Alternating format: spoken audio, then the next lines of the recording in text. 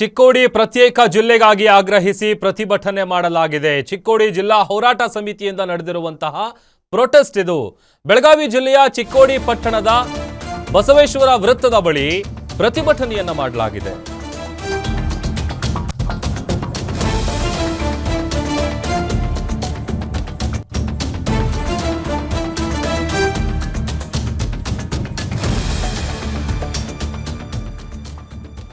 ಬೆಳಗಾವಿ ಜಿಲ್ಲೆಯ ಚಿಕ್ಕೋಡಿ ಪಟ್ಟಣದ ಬಸವೇಶ್ವರ ವೃತ್ತದ ಬಳಿ ಪ್ರತಿಭಟನೆ ಮಾಡಲಾಗಿದೆ.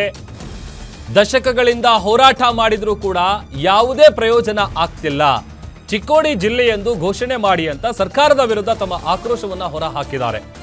ಚಿಕ್ಕೋಡಿ ಜಿಲ್ಲಾ ಹೋರಾಟದ ಸಮಿತಿಯಿಂದ ನಡೆದಿರುವಂತಹ ಪ್ರೊಟೆಸ್ಟ್ ಇದು. ಬೆಳಗಾವಿ ಜಿಲ್ಲೆಯ ಚಿಕ್ಕೋಡಿ ಪಟ್ಟಣದ ಬಸವೇಶ್ವರ ವೃತ್ತದಲ್ಲಿ ಹೋರಾಟವನ್ನ ಮಾಡಿದ್ದಾರೆ. ಚಿಕ್ಕೋಡಿ ಜಿಲ್ಲೆ ಎಂದು ಘೋಷಣೆ ಮಾಡಿ ಅಂತ ಸರ್ಕಾರದ ವಿರುದ್ಧ ಪ್ರತಿಭಟನಾಕಾರರು ತಮ್ಮ ಆಕ್ರೋಶವನ್ನ ಹೊರಹಾಕಿದ್ದಾರೆ. ಇದು ಚಿಕ್ಕೋಡಿ ಪ್ರತ್ಯೇಕ ಜಿಲ್ಲೆಗಾಗಿ ಆಗ್ರಹಿಸಿ ನಡೆದಿರುವಂತಹ ಪ್ರೊಟೆಸ್ಟ್.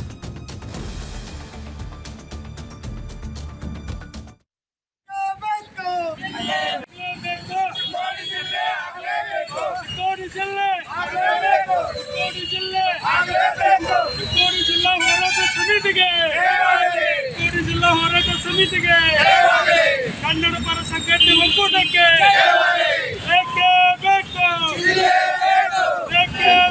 ಬಹುದಿನಗಳ ಬೇಡಿಕೆಯಾಗಿರ್ತಕ್ಕಂಥ ಚಿಕ್ಕೋಡಿ ಜಿಲ್ಲೆಯನ್ನ ಆದಷ್ಟು ಬೇಗನೆ ಮಾಡಬೇಕು ಹಾಗೆ ಅಂತ ತಿಳ್ಕೊಂಡು ಇವತ್ತಿನ ದಿವಸ ಎಲ್ಲ ಕನ್ನಡ ಪರ ಸಂಘಟನೆಗಳು ಸುಮಾರು 8 ಕನ್ನಡ ಪರ ಸಂಘಟನೆಗಳು ಮತ್ತು ಚಿಕ್ಕೋಡಿ ಜಿಲ್ಲಾ ಹೋರಾಟ ಸಮಿತಿ ಮತ್ತು 51 ವಿವಿಧ ಸಂಘಟನೆಗಳು ಮತ್ತು ಸುಮಾರು 30-35 ಜನ ಸ್ವಾಮೀಜಿಯವರ ನೇತೃತ್ವದೊಳಗ ಮತ್ತು ಈ ಭಾಗದ ಜನಪ್ರಿಯ ಶಾಸಕರಾಗಿರ್ತಕ್ಕಂಥ ಗಣೇಶ್ ಹುಕ್ಕೇರಿ, ಪ್ರಕಾಶ್ ಹುಕ್ಕೇರಿ, ಅದರಂತೆಯೇ ನಮ್ಮ ಉಸ್ತುವಾರಿ ಸಚಿವರಾಗಿರ್ತಕ್ಕಂಥ ಸತೀಶಣ್ಣ ಜಾರಕಿಹೊಳಿ ಇವರ ಮುಖಂಡತ್ವದೊಳಗ ಇವತ್ತು ಈ ಜಿಲ್ಲಾ ಹೋರಾಟ ಸಮಿತಿ ಇವತ್ತು ನಡೆಸಿಕೊಂಡು ಬರ್ತಾ ಇದೆ.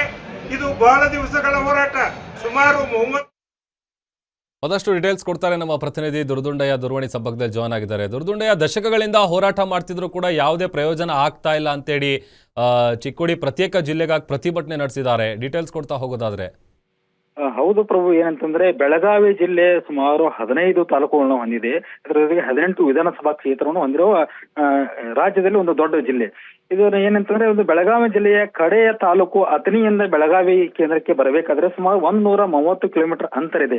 ಆದ್ದರಿಂದ ಯಾವುದೇ ಕೆಲಸ ಕಾರ್ಯಗಳಿಗೆ ನಾವು ಅಥಣಿಯಿಂದ ಬೆಳಗಾವಿಗೆ ಬರಬೇಕಾದ್ರೆ ತುಂಬಾ ಸಮಯ ಹಿಡಿಯುತ್ತೆ. ಆದ್ದರಿಂದ ಒಂದು ವಿಸ್ತರಣೆಯ ದೃಷ್ಟಿಯಿಂದ ಹಾಗೂ ಒಂದು ಬೆಳಗಾವಿ ಜಿಲ್ಲೆ ಬಹುದೊಡ್ಡ ಜಿಲ್ಲೆಯಾಗಿದೆ. ಆದ್ದರಿಂದ ಚಿಕ್ಕೋಡಿಯನ್ನು ಒಂದು ಪ್ರತ್ಯೇಕವಾಗಿ ಜಿಲ್ಲೆ ಮಾಡಿ ಎಂದು ಸುಮಾರು ಒಂದು ದಶಕಗಳಿಂದ ಹೋರಾಟ ಮಾಡ್ತಾ ಇದ್ದಾರೆ.